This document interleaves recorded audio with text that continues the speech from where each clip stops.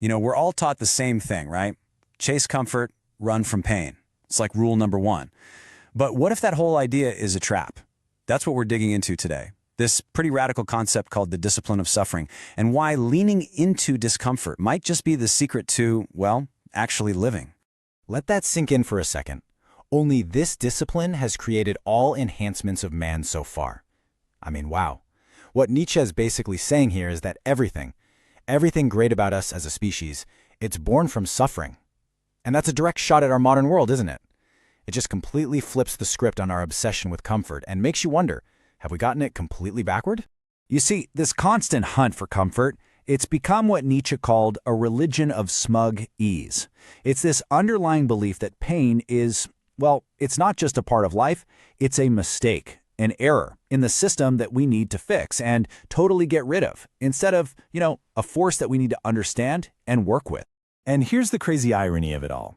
In our mission to build a world with zero hardship, we've actually made ourselves incredibly fragile. Now, every little bump in the road feels like a huge disaster. And at the same time, this constant drip feed of easy pleasures, it numbs us. It dulls our ability to feel that deep, real, earned sense of joy.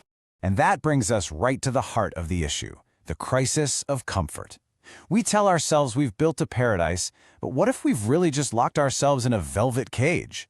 Sure, the bars are soft, they're made of convenience and constant ease, but it's still a cage, and it's keeping us from growing.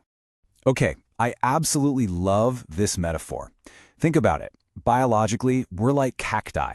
We're built for harsh, dry, scarce conditions. We thrive with a little bit of struggle. But the world we've built around ourselves, it's a rainforest. We are literally drowning in an abundance of ease that our bodies and our minds were just never, ever designed for. And this comparison just lays it all out, doesn't it? Our ancestors' lives were all about necessary hardship.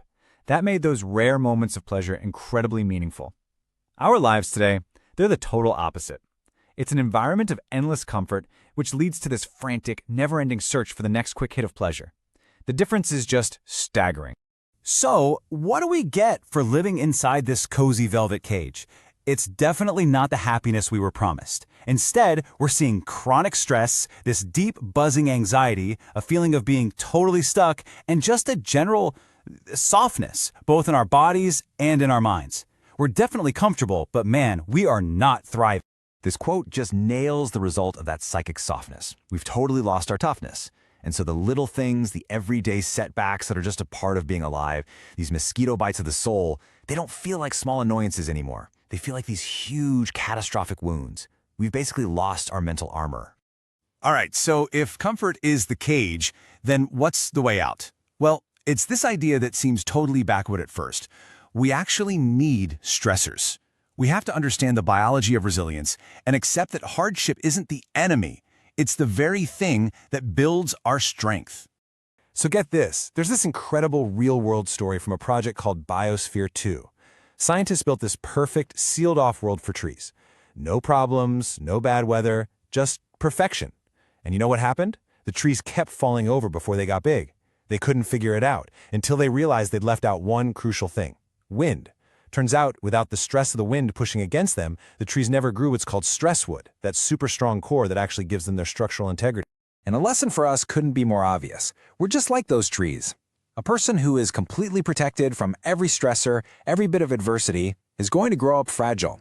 Hardship isn't some kind of punishment. It's the very tool that sculpts us into resilient people. Okay, now let's get into the brain science of this, because it's fascinating. Picture your brain as having this internal balance scale, always trying to keep pleasure and pain in equilibrium. When we just keep piling on easy pleasures, overloading one side, the brain has to do something to level things out. And what does it do? It starts pushing the scale back down, toward pain. And that biological pushback can actually lead to this condition called anhedonia, which is the inability to feel pleasure. It's the ultimate cosmic joke, right? The obsessive, non-stop pursuit of pleasure can actually kill your ability to feel any pleasure at all. We chase comfort so hard that we run straight into the arms of suffering. So, where do we go from here? The solution is to completely rewire our relationship with life itself. And that brings us to the power of saying yes. Philosophers call it a Dionysian affirmation. It's about looking at the entirety of existence, the amazing parts, the terrible parts, the joy, the pain, and embracing it all. The great mythologist Joseph Campbell put it perfectly. He said the warrior's way is to just say yes to life, yay to it all.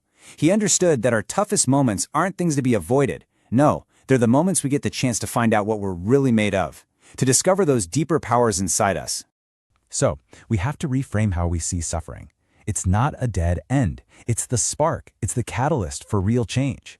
It's like a big flashing sign that points directly to the parts of us that need to evolve and transform.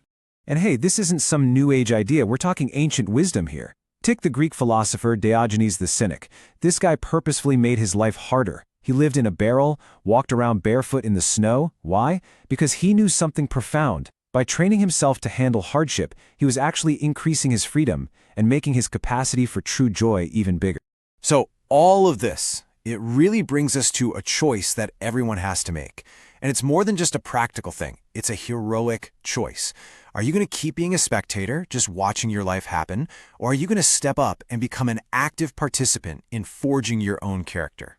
So which is it going to be? The easy path through the comfortable valley where most people walk, or are you going to take the steep, difficult trail up the mountain? The one that leads to real strength, real growth, a real view. When you boil it all down, the quality of your life really depends on this one skill. Can you take the raw, sometimes painful energy of suffering and transform it?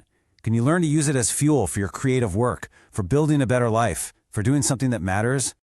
And that's really the final word on this. Life is a fight. It's not always easy, but it's a fight where winning means you gain something truly permanent. So don't shy away from it. Don't reject that heroic part of yourself that's ready for the challenge. Which leaves us with a question for you. What is one small, voluntary discomfort you're going to embrace this week to start building your own stress wood? Let us know your ideas down in the comments.